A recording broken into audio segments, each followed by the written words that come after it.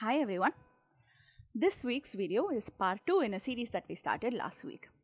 We have been discussing how to best do your business school research and how to leverage that information into your application essays. Last week's video, the first video in the series, we talked about business school research from the school's website, FAQ pages, class profile data and placement data. This week's video is going to focus on networking with admission directors that you might meet in virtual or in-person events. These events will be organized either by the business school itself or by third parties. Either way, these tips that we discussed today will be very useful for you when you interact with admission directors in any event organized by the school. Now, I do want to point out that there is another video that we released about a year ago that focuses more on the etiquette behind your networking with business school directors. So, in the description box, I have given you two links. One is the link to last week's video so that you can check that out as well, and the other is the link to the other video that I just mentioned that was posted nearly a year ago and that talks about the etiquette behind certain 5 rules, I believe, behind interacting with admission directors. Do check out those two videos as well, and of course this video in its entirety. Before we get started, I do want to point out we are not talking about our GMAT preparation per se in this particular video. But if you are interested in knowing more about Wizako's GMAT preparation, I encourage you to pause the video here and scan one or both of these QR codes. You will be able to access both our live online Zoom classes and our self-paced program through these QR codes, and there is some content or some classes that you can sign up for free. So do check it out, and when you do sign up for the live online classes, I will see you when you attend your demo. Alright, so what are we going to talk about? I want to remind you again, what did we talk about in the last week? How to use the websites and how to use the FAQ pages to collect some basic information that you want about the program. So today we are going to talk about certain do's and don'ts, specifically when it comes to what kinds of questions you can ask the AdCom during your interactions and what sort of questions are best avoided. Let's start with the kinds of questions that are best avoided. Why is it important to know what to avoid? These kinds of questions do not give you either extra information beyond what you have already gathered from the website. So the few minutes that you have with the AdCom, you are not using to your best advantage. The more information you can mine from these discussions, the better armed you will be when you go to the application essay, writing and all the entire application process. So why waste valuable time that you have when you are interacting with the admission directors? Second, these questions are going to leave the AdCom feeling a little tired and drained. Oh my god, I fielded these questions. Everybody is asking the same thing. Nothing about this interaction stands out for me. Right? Obviously, they're not going to say that, but if they have been touring and if they have been doing a bunch of in-person events and you're the like 300th person to ask them this question, you're not making any positive impression. You might end up making a negative impression, but you're definitely not making a positive impression. So you want the AdCom to feel engaged in the discussion as well, to feel curious about what your curiosities are, and that way you will be making a positive impression on their minds. So what sort of questions to avoid? Because you've already done your research on the website, on the class profile and downloadables and on the FAQ pages, let's avoid asking some basic questions. Questions for which the answer is already there on the website. Some examples of questions would be asking whether they accept the certain scores. That could be Focus Edition, Classic Edition, GMAT scores, GRE scores. Is there a minimum work experience requirement? Do I need to write the TOEFL? Is there a date by which I need to write the test? Should I write it before the deadline? These are all very avoidable questions, and any other questions similar to these are absolutely avoidable. Why? Some questions, the answer will be there on the website, right? Is there a minimum work experience requirement? Every school has an admission requirements page where they will state what the requirements are, including whether they need an English proficiency test from you and including the scores that they need from you. Some questions are obvious. Do you need to have your complete application by the time you submit it and before the deadline? Yes. Take it from me, I have answered this question for you. You need to submit the score before the deadline. Sure. If there are certain exigent circumstances, you can email the school and ask them if, hey, I have written the test, I haven't gotten the official score report yet, can you give me a couple of days? Some schools might say okay. But that's on a case-to-case basis. The general rule is write it and submit it before the deadline. So you don't want these questions. It's for two reasons. One, they're yes or no questions. Do I write an English proficiency test? Yep. We need the TOEFL. Done. There is no further conversation. There is no engagement. The conversation doesn't go anywhere, which means you were not memorable. They're not going to remember this interaction. They're going to move on to the next person and see what they want to know. Second, this is a question you have already found the answer to. So why would you ask the AdCom that? There's another category of questions that you need to avoid, which are not the basic questions, but the hard to answer questions. These are questions that somewhere the AdCom knows the answer to, but these are sort of insider secrets, if I can call it that, but these are insider processes that you're asking them to lay it out for you on a red carpet, and they're absolutely not going to do that for you. You can't ask them to, for example, what is the minimum score that you will have? Now, this is not necessarily a secret, but it's not a fixed case in most business schools. They don't have a cutoff. They won't say you need to have a 655 plus, otherwise don't even apply. They're going to take a variety of factors into consideration in your profile, and as a standalone factor, no one data point can be determined as this is good and this is bad. It's a combination of factors that determine that. And let's face it, we know that there are a lot of applicants from the Indian diaspora to the business schools around the world. So the targets, the average GMAT scores of the business school students who came from India is going to be higher, which means you probably want to have a higher GMAT score if you want to stand out from your peers. But if you ask them, what is it? Is that a 655? Is that a 675? Is that a 695? They're not going to have an answer for you because it's going to depend on so many other factors such as your profile. So you're putting them sort of on the spot when you ask these questions, and they're not going to have an answer for you. Another way you put AdComs on the spot is when you ask questions like these. Can I write this as the answer to this essay question? What do you think I should put as the answer here? What do I write there? You are asking them to basically coach you through the process. Now, they are your evaluators. They are not your teachers. Because they have to evaluate your profile, they also can't coach you through the process, especially on a one-on-one basis. Most business schools have blogs. Most blogs have columns and posts by the AdCom that give you a good, fair overview, high-level bird's-eye view of what they expect from an essay question. So check that out. Rather than asking them in a one-on-one interaction, because on a one-on-one basis, they will not have an answer for you. Connect me to some students. Again, can you review my resume or an essay? Now, sometimes there are resume review workshops that are conducted, and some AdCom actively take part in that. They encourage you to send the resume either by email or bring it to the event, and they will review it for you.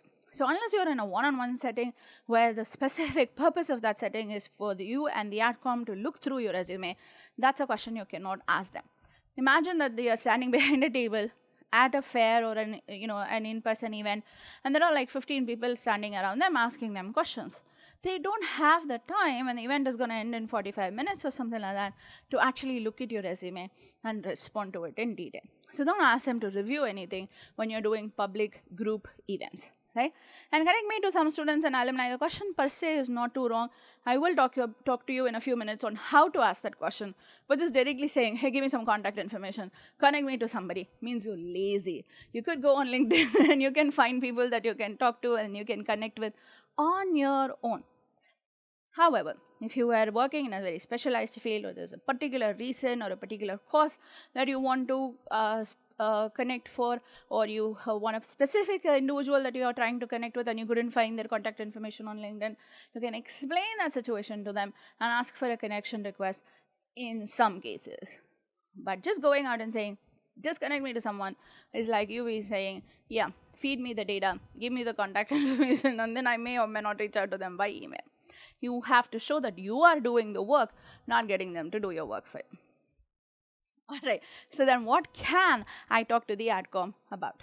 So let's talk about the kinds of questions that you can ask. Number one are questions that show that you have done your research. So you will notice that these questions are not, hey, can you tell me this specific questions, but they build a background in a story.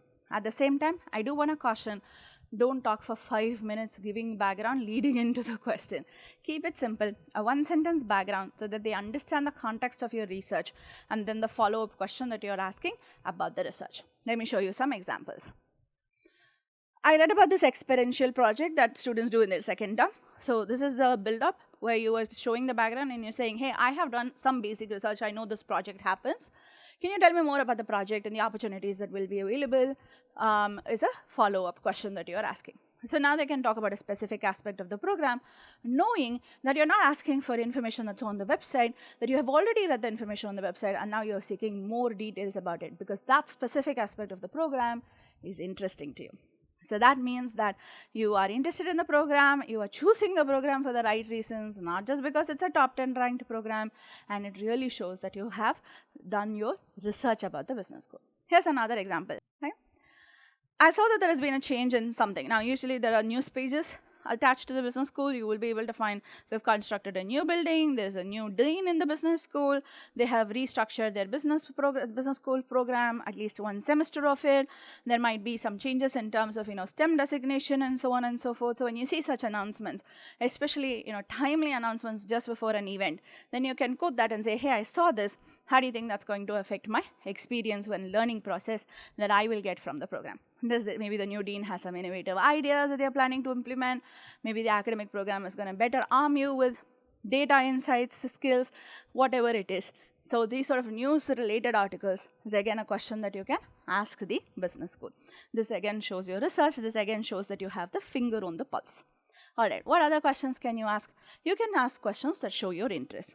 Specific aspects of the program that you are particularly keen about. Now, your interest could be in experiencing that part of the program. Your interest could also be in contributing to that part of the program. Let me give you examples. Can you tell me more about the school's approach to fostering an inclusive environment for all students? I'm interested in learning about support systems and resources available for diverse communities, including LGBTQ+ students. So this is a question that indicates, without explicitly saying, that you're an ally or you belong to the LGBTQ+ community, that you're really keen about what sort of support resources are there. And it could also be an indicator that you're thinking about how do I enrich the experience of other people my peers who will be part of the program. You could be thinking about how do I make the program more inclusive and how do I contribute to the inclusivity at the program. So getting this information at least can lead you in that direction. So this is definitely an interest area sort of question, not about the academic aspects of the program, but more about the student experience aspect of it. And this is a valid question that you can ask or something along these lines. Now, you can also ask, of course, professional curiosity. For example, if you're interested in a career in sustainability and there is a sustainability center that is sort of associated with the business school, but more likely associated with the university, so it's a little external to the business school. Say they're offering a sustainability certification or some other program that you can take. Maybe you can do an elective or two at the center. You can ask them more about the program, and you can also ask what would be the best way for me to learn more details about this offering, perhaps from someone directly involved with the center. Now, this is the way you ask to be connected with other people. You show that you have done your research on some topic. This is what I have looked at. This is what I found interesting. I would like to know more. And let them answer you. And then you can also ask, if I wanted to know even more about this, who do I talk to? Who would you recommend that I talk to? So you could ask to be connected with the director of the institute. You could ask to be connected with maybe if you are looking at a student club, maybe the president of the student club, and so on and so forth. Again, assuming that that information is not evidently available on the website. Or that you mail them, the director of a center, they might not have had the time to respond, but having the AdCom connect you would mean that you're no longer a stranger and you might get a better response from such people who are in a professional capacity working at the university. So that's the way you reach out and ask for a connection rather than just say, give me some people I can talk to without any context, without any idea to the AdCom as to who you are looking for. Now, of course, again, if you're in a group event and there are lots of people who are also asking questions, the AdCom will not know how to give you that contact information, in the sense that they may not have the email off the top of their heads, or they may want you to follow up with them so that they can pass on the contact information later, right? They might even want to check with the director to say, hey, I talked to the student, they're very interested, can you talk to them, before sharing the contact information.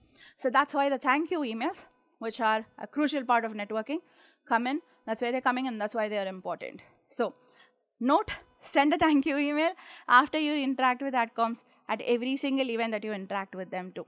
I mean, I don't mean if you're seeing one particular person in like 5 events organized by the school, you don't have to send a formulaic thank you event for every single event to the same person. But if you're meeting 10 different schools at an event, then all 10 schools should receive a thank you email from you within 24 hours. And in the thank you email, you can again mention that, hey, I'm the one who asked for the contact of the Sustainability Center. That's what I'm interested in. Can you help me out? So such sort of directed questions were more likely to get a response from the admission directors. All right. Questions that mine. These are crucial as well. And this is the last category of questions that you can freely ask the AdCom as well. Now, if you remember, I told you earlier, don't ask them, what should I write for this essay question? However, you can ask indirect questions that will give you broader information about the school and the program and its offerings. That way, from the information they pass on to you, you can mine relevant information that you will then be able to fit into your essay question. Let me give you an example. In your opinion, do you think there are certain qualities that have made recent students particularly successful in the program? Right? So you're asking them to share anecdotes about students who are successful. You can also make it specific. Hey, can you share any instances of Indian candidates who have been successful in transitioning, changing both their industry and function after graduating from the program? Would you remember specific anecdotes that you can share with me, right? Or you have a very diverse profile, or you have a lot of work experience. Would you be able to share some stories? What qualities made someone with just 2 years of work experience succeed through the program? What qualities made someone with 12 years of work experience succeed from the program? And these are for programs where the average work experience is 6 years. So you can customize this question to your context a little bit, but when you ask, what should I say are my qualities to get into your program? They're not going to answer that. But if you ask for examples of other students who have succeeded from the program, and then you can see, okay, so this is the story that they narrated to me. How can I draw parallels with my story? Do I have those skills? Which of those skills do I have? And then you can think about, how do I highlight that in my application? How do you evaluate an applicant's potential fit with the school's culture and values? So what about the school's culture and values stand out to you? You can even ask which of the school's values resonate with you, things like that. But look up the school's values and culture and do a little bit of research on that on the website before you ask the question, right? For example, I remember talking about how collaborative ambition was a USC Marshall value that I resonated with in a discussion that I had with an AdCom. I knew that collaborative ambition was a value, one of the pillars for the school. And I knew at that stage that what it stood for and what it meant. I was not asking them to define it for me. And then how I interpreted collaborative ambition, and then I asked them how they interpreted it, which of the other values did they align with. We started talking about those sort of things in an interaction that I had with the AdCom at USC Marshall. So doing a little bit of research and then following that up with these questions is what you have to do. The last question example that I have for you, you could ask, are there any common mistakes or oversights that you see in applications that I should be aware of, right? That's absolutely fine to ask. You don't want to say, is this a mistake? Is this okay? Something specific. But hey, can you share some common mistakes that we should be avoiding? It's an absolute valid question to ask. And then, of course, avoid it when you're working on your application. That's it from me, sort of, in this video. But I do want to keep you reminded of this event that is coming up over the next week. The QS MBA, Discover MBA, and Discover Master's Tour is happening in India. Bhaskar and I will be at the New Delhi event and at the Hyderabad event. So if you want to drop in and say hi, you're absolutely welcome too. If you want to drop in and check with me, hey Swetha, do you think this is a good question I can ask? The AdCom from Haas or from Coombs or from Ross. I am happy to answer that as well if you have done your research. I may not be able to feed you the question, but I can definitely check your question for you if you want me to. Absolutely do that. Now, another way you can stay tuned about these events, subscribe to the Wizako GMAT newsletter.